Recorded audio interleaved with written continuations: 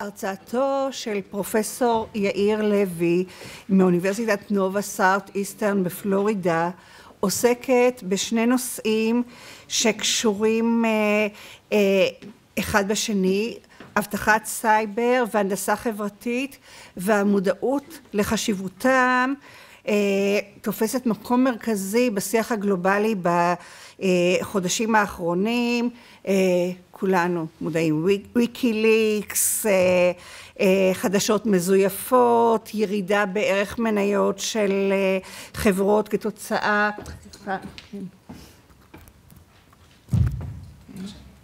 אוקיי, עכשיו אתם גם שומעים אותי.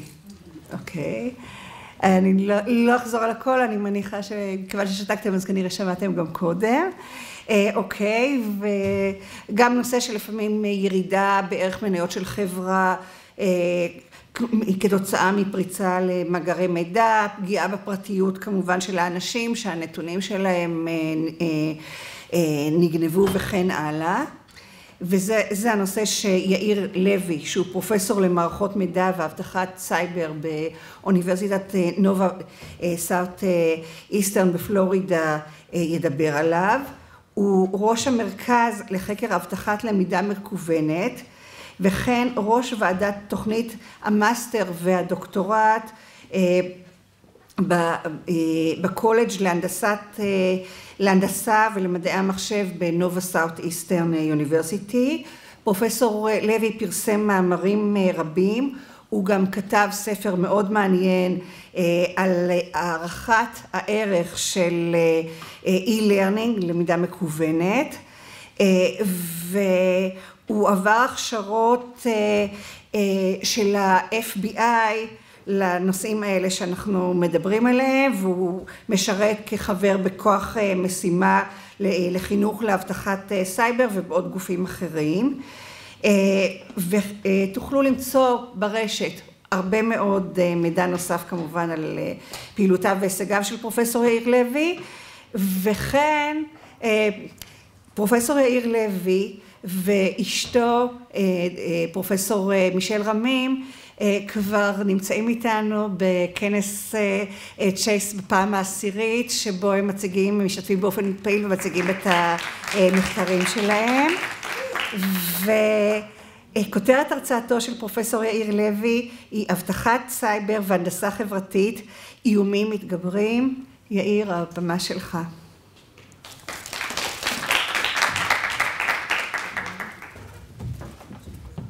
תודה רבה ניצה. אני אתחיל בעברית ויעבור לאנגלית כי זה פשוט יותר נוח לי, אז אני מצטער מראש. שאלות או הערות, הכל בעברית, עגבניות אם אתם רוצים לזרוק גם בעברית, אבל הסיבה שאני ב10 שנים האחרונות באמת משקיע את המאמצים בסייבר, זה כי איך שהתחלתי לפני 23 שנה ב-e-learning. בעצם עבדתי בתור project manager for a NASA grant, a big NASA grant, $4 million NASA grant, and then very quickly we realized that every time you put a server up, there is someone somewhere in the world that is trying to tinker with your server and trying to take it down. And that's exactly what drove me into the parallel research projects that I've been doing. In one hand, e-learning and advancements of e-learning, researching e-learning, data cybersecurity, and secured systems. And this is where I am now. So I have two long tracks on those both ends. Over the years, indeed, I've been involved with multiple efforts, including the FBI, including some other federal agencies. I'm located in Florida.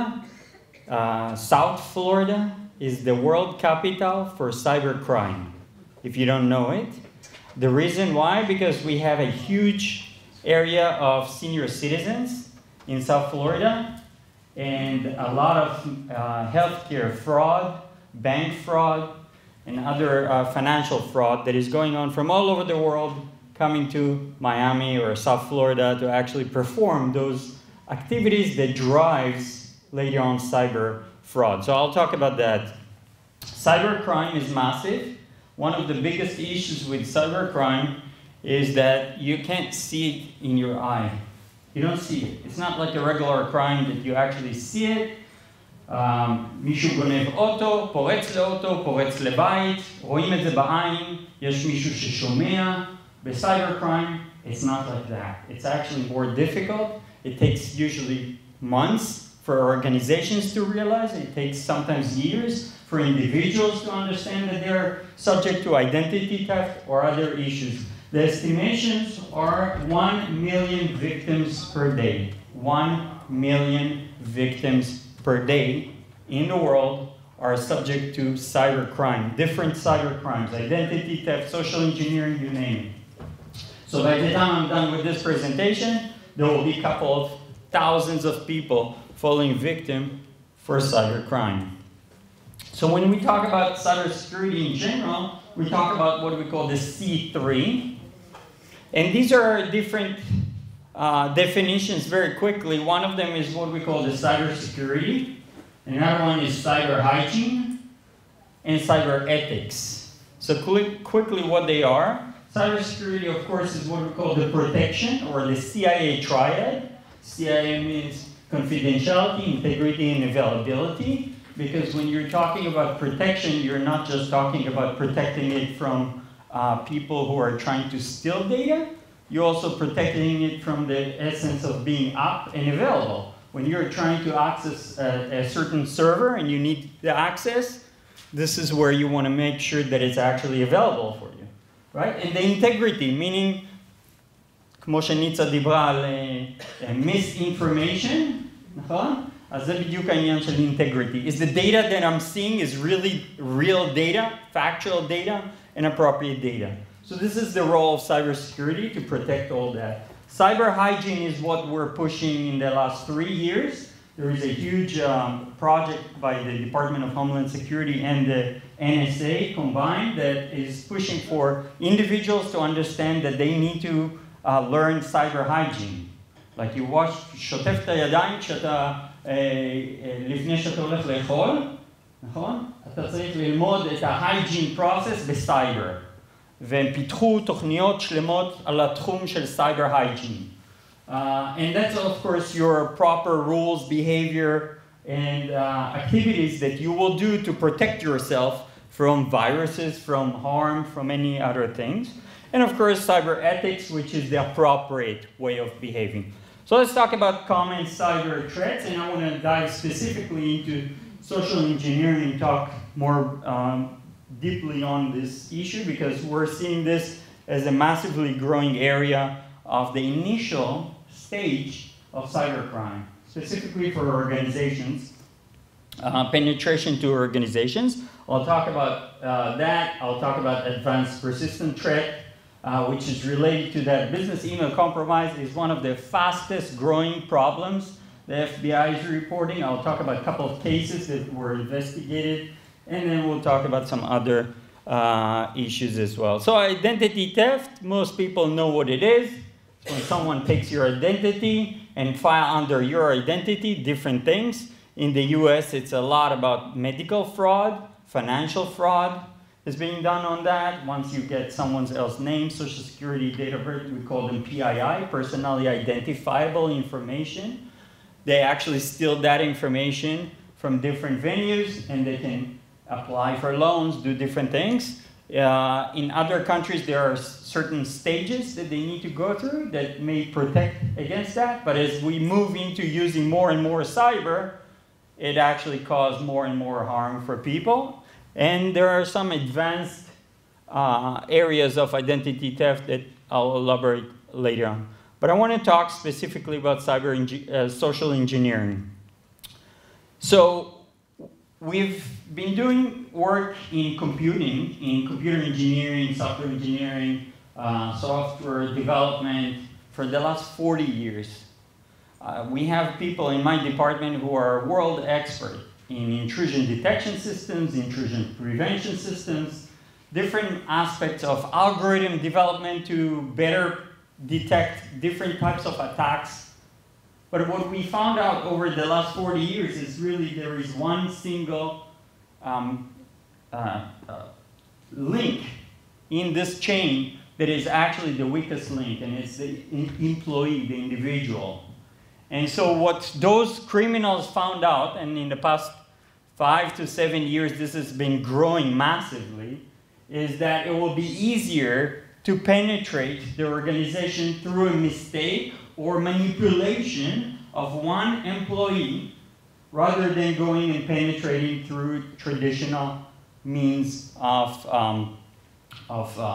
accessing the network. So social engineering has 3 different areas.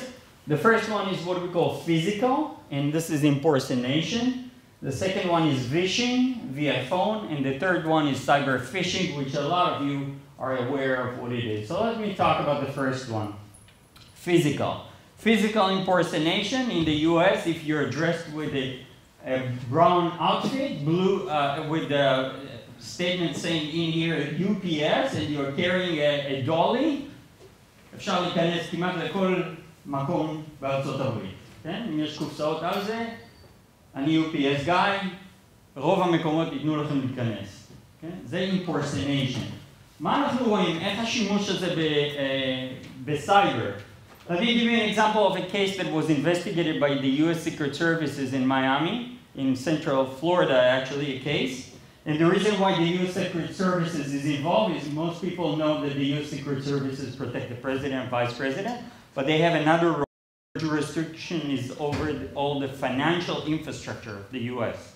So they are in charge of all the viability of the banks, the bank system, and the credit card infrastructure. So all the credit card companies in the US are under, all the frauds within the credit card and banking is under their jurisdiction.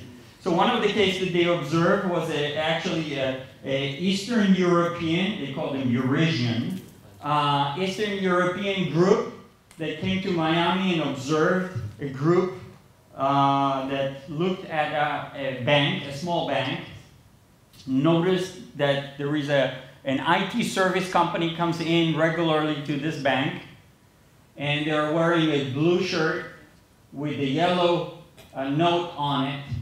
These criminal organization actually got a copy of, and produced a copy of that blue shirt, waited for the right day that this individual went in to do service, IT service, and the following day went in with a similar shirt and said, hey, my colleague was here yesterday. Okay, this is impersonation, social engineering. They know enough information that the person in the bank trusted them. All they had to say is, my colleague was here yesterday, they didn't finish the configuration, I need to tweak something. Walked into the bank, of course they allowed them, plugged in the USB, waited 30 seconds, unplugged the USB, walked out the door, and the whole network of the bank was controlled from outside. There were about $17.5 million diverted within 3 hours from that bank out to a bank somewhere in Eastern Europe. Okay? And of course, you can see how impersonation as a physical is a starting point to the whole cyber control possibilities. And of course, phishing is via phone. I'm going to actually show you a nice video here on what is phishing. So bear with me. Hackers are everywhere. From Ashley Madison to JP Morgan, I don't know if you can. Jennifer Lawrence to the federal government. Our biggest celebrities, corporations, and institutions have all been the targets of devastating cyber attacks. I wanted to see how bad a hack can get. So I invited a few of the world. Can you take the volume up? That's my max. And now I'm going to meet them in Las Vegas at that biggest hacker Max. and see what they found. This might not have been. Can you change the volume? DEFCON is the biggest hacker convention of the year. It doesn't work. Thousands of hackers come and demonstrate their newest hacks. So dangerous to be on the internet. It's not coming from here. The Wi-Fi and Bluetooth on your phone, and it's saying not to use the ATMs too, because those can be hacked as well. This is the DEFCON ballroom. This is the main room where things are happening. It's pretty wild. I think this is Scar Hacking Village. The Scar's locked. Can you get me in? I'll unlock it for you. Should be good. Hacking is no longer like this fringe activity, and if you are at DEFCON,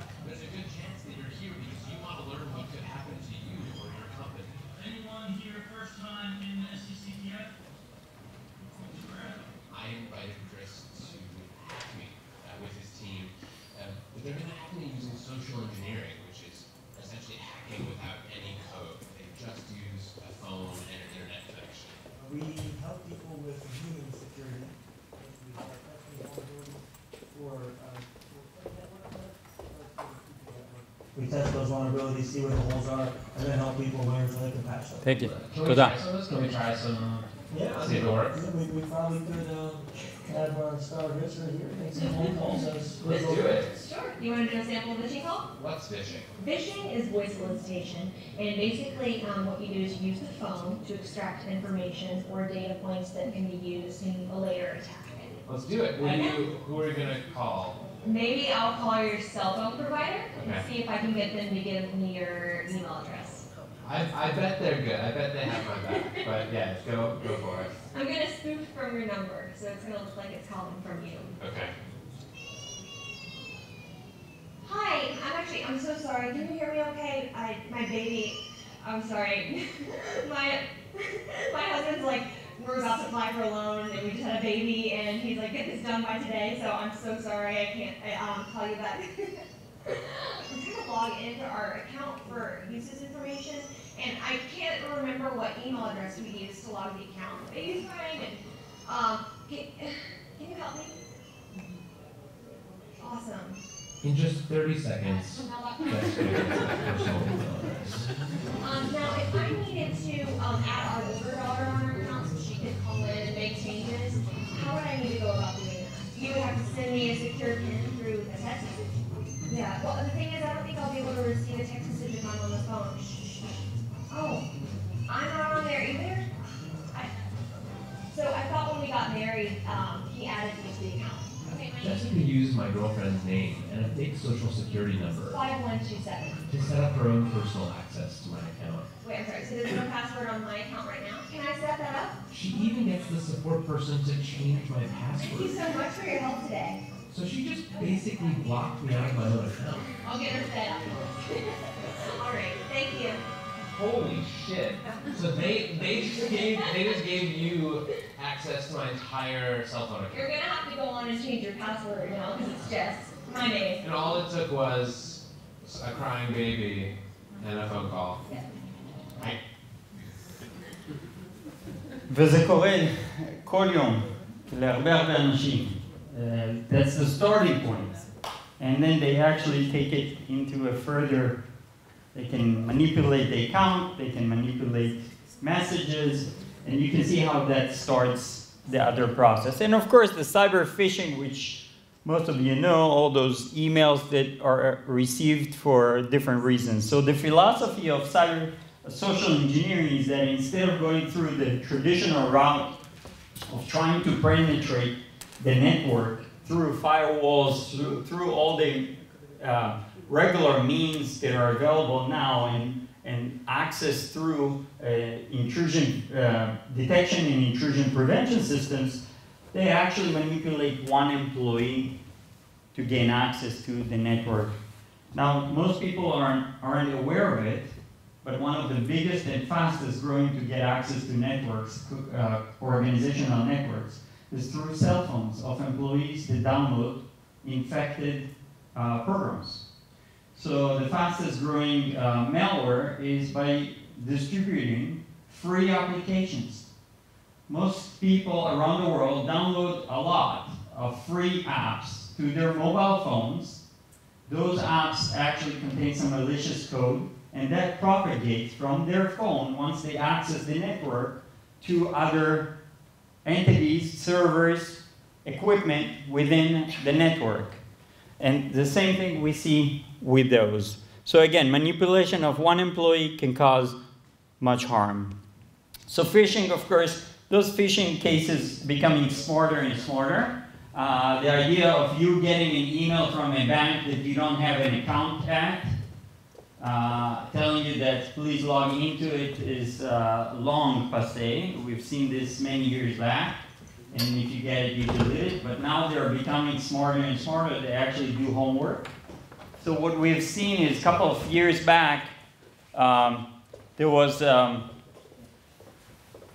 actually a year and a half back, there was a case of bank account, one bank, Chase Bank specifically, that was hacked, and their marketing server was hacked.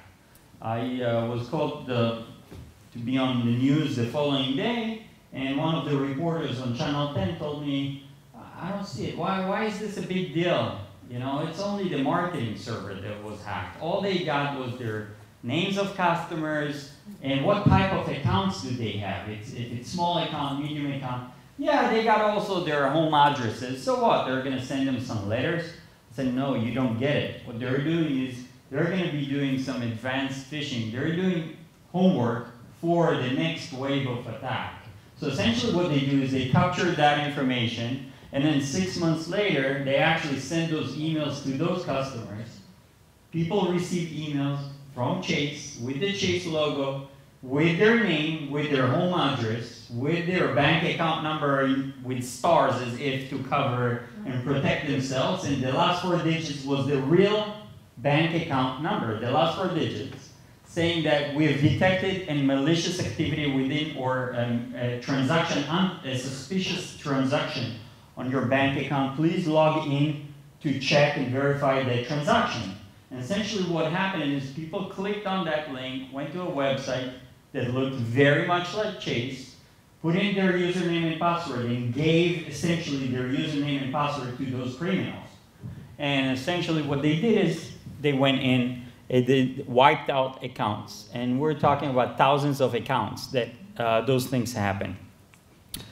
Business email compromise is one of the fastest growing cases that the FBI is receiving. There is an FBI Internet Complaint Center. It's called the IC3.gov. And essentially what the Internet Complaint Center is doing is receiving all messages from individuals, organizations, etc. that reports losses and cases. The case of business email compromise is when business emails of business individuals, specifically executives in organizations, CEOs, CFOs, other people who can authorize some payments in their organization, payments for vendors. This is where those criminals are actually sitting on their email account for a while. They learn their email account. They learn their lingo. They learn how they write. They learn what hours of the day they actually sending emails. They learn where they fly. They know everything. Through email nowadays, you can know almost everything about each and every one of you, right? And so there are cases that were investigated, specifically one case by the FBI reported on a case that, again, in Florida, a small manufacturing company in Central Florida, that the executive had downloaded one of those phony games that contains malicious code that actually allowed them to gain access to their email through those. And they were sitting on their email account for a while, knowing that they had to fly to the West Coast to go through a project that they're authorizing. When that individual was in the air, there was an email sent to the chief financial officer saying, hey, actually my flight is landed early. I'm going into the meeting, and let's see what's going on. 5 minutes later, there was another email saying, hey, I just got out of the meeting. Great project. Please go ahead and authorize the $750,000 down payment for the project. And here's the SWIFT account number. And that was it. And it was transferred. Now, when they called, after it was already transferred, that CEO, what are you talking about? I just landed now. And it was an hour later. And this is what business email compromise. So you're asking how big it is and why am I talking about this? The estimation from the data that the Internet Complaint Center is getting is $5 billion. Let me repeat the number. $5 billion last year, or the year in between October 2013 to August 2015, there were $8 billion lost reported to the Internet Complaint Center. This is companies and individuals who report. We're estimating that about 50% more are not reported. You're talking about volume and volume of money, huge volume of money, that American corporations are funding terrorist organizations, criminal organizations all over the world. They know it. And so this is a war going on right now. And where is it coming from? A lot of it is coming from mobile devices now. We know it. Okay, mobile devices being compromised, downloading a flashlight application that has malicious code in it, that has a keylogger and other components I'm going to explain in a moment, that actually gain access to your email, and then they learn what's going on in your organization, in your company. And then there are those who are actually what we call the advanced persistent threats, and these are groups. Usually, you got to understand that from what we know, okay, this is what we know. I actually have one student who's talking about an idea of developing this ecosystem of cybercrime. Essentially, what we know is that there are groups in the eastern side of the globe who are focusing on intellectual capital. Okay, they're all in their, nations, full nations that are busy in attacking other nations, other organizations to capture their intellectual property, meaning their patents, their knowledge, all those development, the R&D, the research and development, in order to actually manufacture for cheap. So companies like Caterpillar that were hacked in order to grab their AutoCAD drawings. So another company somewhere in the eastern side of the globe can manufacture copycats of the Caterpillar tractors for cheap because they don't need to invest the time on those R&D. And that's essentially what we're seeing. In the European side, we've seen the Eastern European side very much focusing on stealing money, credit cards. There is a whole market of stolen credit cards in that. Some of these groups this is what they do. This is their day job. So here is another innovation that the FBI is looking at, and also other groups, including my research team, is starting to look into. New innovative techniques to penetrate still communications and access to businesses, specifically business email or business network accounts, without the IT department even noticing it. And so essentially, if you see this, אם אתם רואים את זה בקיר, מה אתם חושבים שזה? מטען של USB בדיוק, זה מה שזה, עד שפותחים אותו. ובפנים יש סלפון שלם, מערכת נטוורק שלמה, that actually transmit, it's a wireless keyboard sniffer that transmit the data out from its own network. So it actually has a GSM network on it. So whatever the wireless keyboard network around, people sit in a conference room, log into their account to download the PowerPoint presentation in the boardroom. When they log into their account, their username and password, they type it on the wireless keyboard. This grabs it, transmits it out on its own network.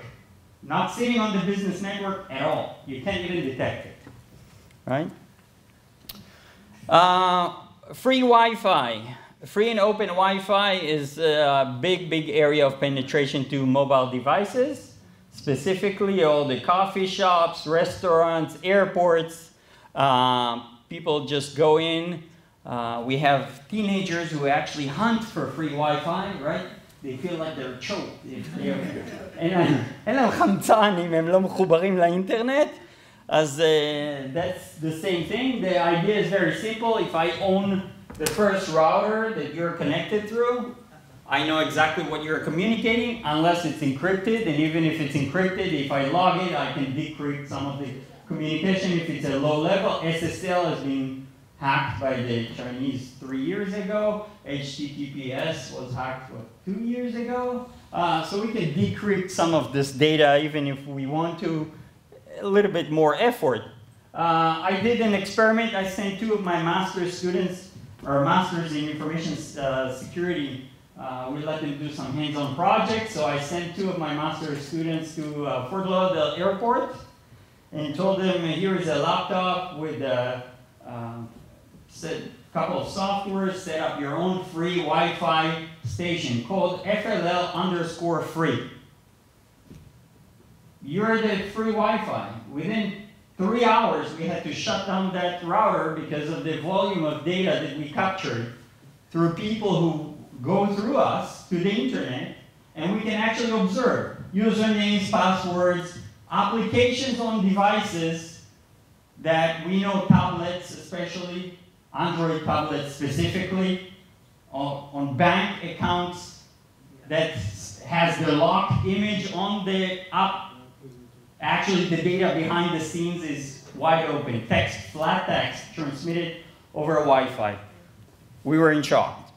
So essentially, the idea of encryption versus unencryption, but still you can actually detect. So people don't understand that when they communicate via non-encrypted data, which is primarily all your email, communications and all that, it's a postcard, גלויה. כל מה שכתבת על זה, כולם יכולים לראות. כל מי שזה עובר בדרך. זה הכל מאוד פשוט. As compared to encrypted. Another area that we see growing, and this has been also, there are units within the FBI and some other groups who are dedicated to work on these areas, also now penetrating to the local, regional law enforcement groups, ransomware, כופר, תוכנות כופר בעברית, כופרה, תודה. Ransomware is massive and it's a big embarrassment to the FBI. The reason why, because in most cases when it comes in the US, it comes with the FBI logo. And so it looks like this. Why is that? What these criminals do is they put different websites, free games, free adult content websites, porno sites, etc. And essentially what happens is when individuals come to their website, they download those applications to their machines, it encrypts their hard drives, locks it, and then pop up this screen saying, hey, we're from the FBI, as if they are from the FBI. We've noticed what you're doing during work hours. No. אל תעשה את זה, תשלם לנו $400-500. And by the way, we don't accept credit cards. We know where you're located. We know your IP address, geolocation. Here is the nearest place where you can get money order to punch it in so we can get the money. Thousands and thousands and thousands of dollars on an hourly basis going to this. We are funding a lot of the terrorist organizations. This is what it is, through ransomware. Case that was investigated, 17 in a hospital, 17 computers in one day. 17 computers, 17 מחשבים ביום אחד נפלו ransomware, כי הם הלכו לאתרים עם adult content. We see similar things happening on mobile devices, specifically on mobile, on Android more than on other, especially Mac, the iOS. The keyloggers, and essentially these keyloggers can come on any applications. Applications like a flashlight, a free flashlight, a free game. Most of the free games, I have a doctoral student who was working on the invasiveness of free applications. One of the things that we know is that majority of those free apps have some invasive and malicious pieces in them. And we're trying to develop some index of how malicious they are. Some applications will even be nice and ask you, hey, can I get access to your phone, your picture folder, or your address book, or your contacts? Other apps will not even ask you, will just grab it. And essentially what the keylogger is an added software to whatever you download, a game or whatever. It will collect data from your device, anything you type on the machine. Usernames, passwords, access, the names of people, phone numbers, etc., and it will store it. And the phone, the application will know when your phone is not active, when you're not moving, when there is less light. So at night, it will do what we call ET phone home. It will actually start transmitting data back into the center of wherever it's coming from, or divert it through 2 or 3 means. We'll upload the data and then transmit it over, and of course there will be, those criminals have some applications that run on that data to actually mine the data and find some important things. We see this also as I said, the ransomware on mobile devices are moving fast because of time, of course, I want to move into some of the mitigations. So some people are, of course, saying, אתה אומר לנו את כל הדברים האלה, קח את הטלפון שלי, קח את האינטרנט שלך, תעשה לי טובה, אני לא רוצה לעלות על האינטרנט יותר. אבל זה לא הצורה שאנחנו עובדים, נכון? מה שקורה זה ככה, we need to learn how to mitigate those threats. And so what we learned, for example, is 1912. Anyone recognize? Titanic, right? What did we learn in 2012? Exactly to the 100 years, right? So what did we learn? My students, when I showed that I'm teaching risk management, right? So what they say is we learned how to swim. Less people died, right? Well, but the point is that we develop systems that help us protect more people. We develop processes in place. We develop better ways of predicting risk and actually protecting individuals. We are in the baby steps at the beginning in cyber of this. So we're about 1912 when it comes to cyber, from what we see. Same thing about driving, right? We drive. Accidents happen all the time, especially in Florida on the 95. It looks like this. Okay, this is one accident, and it's a big mess, especially if it's in the morning. Forget it. Helicopter landing in the center, and it's 3 hours. 3 שעות, אין אף אחד לא זז. So what do? We don't drive? No, we do drive. We have rules. We try to minimize. We put people who are, we monitor people's driving. We record. We develop systems. We develop a process to develop driver's license. We don't have a cyber's driver's license, right? It would be nice, but we need to think about something like that. That's my philosophy of free Wi-Fi. And use your own hotspots. Some of this stuff is coming from my cyber hygiene project that I'm doing for high school kids. Don't use passwords, use passphrases. So I teach kids about the top worst passwords, right? 1, 2, 3, 4, 5, 6. And since we added 8 characters, they added 7, 8 to make it more complex, right? The top password for Facebook is, anyone? I love you, right? So we teach them on not using your name, dollar, and your year of birth.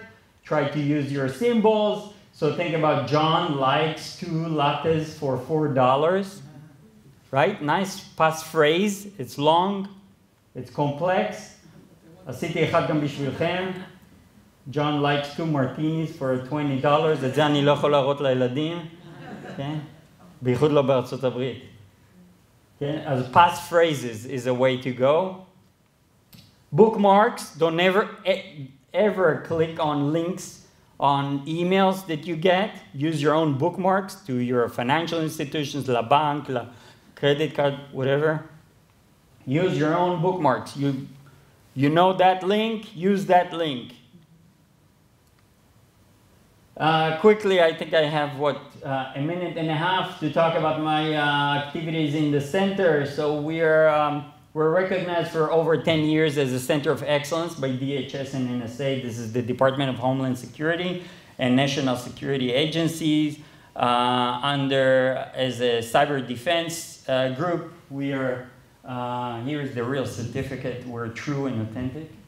Our collaborations are with these groups, specifically federal agencies. There is agencies. Majority of these agencies I'm either serving on some role or involved with, especially the Miami Electronic Crime Task Force, which is out of the U.S. Secret Services, and I'm a member of the InfraGard. The InfraGard is run by the FBI. What's nice about the InfraGard, it's actually collaboration of industry, academia, and federal agencies to try to protect the 16 critical infrastructure areas. So we have people from the water management, which by the way in Florida is a massively internet-dependent industry, if you don't know, because everything is controlled by the internet-controlled systems. Everything, all the gates, all the power systems, the energy, the hospitality. We always talk about what happens if you have something in Disney, right? There are estimations of what, $4 million, 4 million people a day goes into Disney in Orlando, right? You're talking about massive amount of people, so these are things of interest. My specific research lab focus on the human-centric side of cybersecurity, specifically a couple of quick projects that we're doing. As you know from some of the papers, or you don't, some of the papers we did here in Chase refers to skills. And so one of my areas of research within cyber is, of course, the development and expansion and understanding and assessments of cybersecurity skills, which we understand is a very problematic area. So we actually developed an iPad application that helps us measure cybersecurity skills for non-IT professionals. And this is in commercializations as well. We have some research papers on that, IEEE, etc. These are a couple of screenshots. I'm working with other students on insider threat. Insider threat is when you have individuals within the organization who actually either leak data or flip. You're talking about Snowden and other people who steal data from the organization, take it to competitors, take it as a whistleblower for different reasons. We're working on trying to doing some real-time detections of different things. We're looking at visualization, specifically alerting. Think about what happens in the ER. When you walk into the ER, those nurses, they are certain vital signs that they're looking for to know if that individual is about to die or that individual can actually wait, right? And we would like to do the same thing for cyber in different activities within cyber. Got some more students. I'm out of time, of course, so I'm going to stop here just to show you a couple of things. These are the posters that my master's students are producing. They actually select a company in South Florida, small company, and do a full risk management analysis to the company. And they're using the NIST, some of the government frameworks that we have to develop and analyze it. I had 3 groups that were already hired by those companies to actually implement what they proposed, which is nice. I do an activity once a year. October is the Cybersecurity Awareness Month in the US. We bring 200 high school kids and we do a full event, cyber hygiene type of event, and also career kind of excitement on cyber career jobs. So we have FBI agent, we have sometimes someone from industry. This year we had someone from NSA talking about their activities and responsibilities. We have people from Secret Services and some other federal agencies coming in to talk about their experiences in the cyber side to those kids. Here are some pictures. And here are more pictures of this future workforce, we call them, right? And that's about it. Toda raba.